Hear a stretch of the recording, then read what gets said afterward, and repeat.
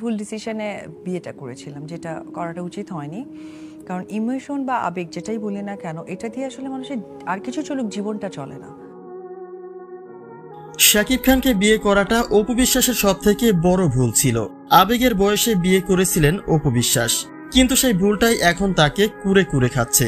তিনি ভাবতে পারেননি যে বয়সের ব্যবধানে ব্যক্তির জীবনেও এতটা পরিবর্তন চলে আসবে। সম্প্রতি সময় শাকিবকে উদ্দেশ্য করে অপু বিশ্বাসের এসব মন্তব্যই নতুন এক আলোচনার জন্ম দিয়েছে।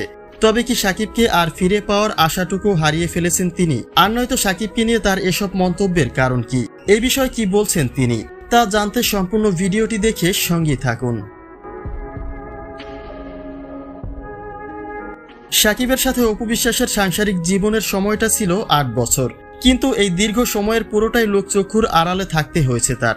শখের মানুষকে হয়তো নিজের করে পেয়েছিলেন, কিন্তু তা নিয়ে কখনো গর্ব করে বলতে পারেননি যে তিনি শাকিবের স্ত্রী। পরবর্তীতে আব্রাহাম খান জয়ের ইস্যুতে শাকিবকে হারালেও সেই ঘানিটা টানতে হয়েছে বুবলিকেই। শাকিবকে হারিয়ে অপু বিশ্বাস বলেছিলেন আবেগের বশে পড়েই তিনি শাকিবকে বিয়ে করেছিলেন।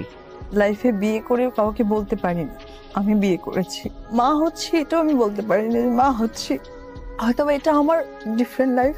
তবে অপু বিশ্বাসের এই কথাগুলি এতদিনে খুব একটা গুরুত্ব না পেলেও শাকিবকে আবারও বুবলি তার দখলে নিয়ে যাওয়ায় নতুন করেই আবারও সেই আলোচনা সমালোচনা তৈরি হয়েছে যে মানুষটা বারবারই তাকে ছেড়ে চলে যায়, তাকে নিয়ে কখনো ভবিষ্যৎ স্বপ্ন দেখা সম্ভব নয়। কেননা সেই পাখি যে কোনো সময় উড়াল দিতে পারে।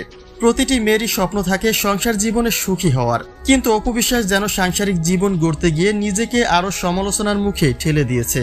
কেননা এক শাকিবকে কেন্দ্র করে বুবলির সাথে তার যে দ্বন্দ্বটা চলমান রয়েছে তা কারো চোখেই ভালোভাবে দেখাচ্ছে না। অর্থাৎ এসবের পরে অপু বিশ্বাস তো বলতেই পারেন যে আবেগের বয়সে শাকিবকে বিয়ে করে পুরো জীবনটাই নিজে হাতে শেষ করে দিলেন তিনি।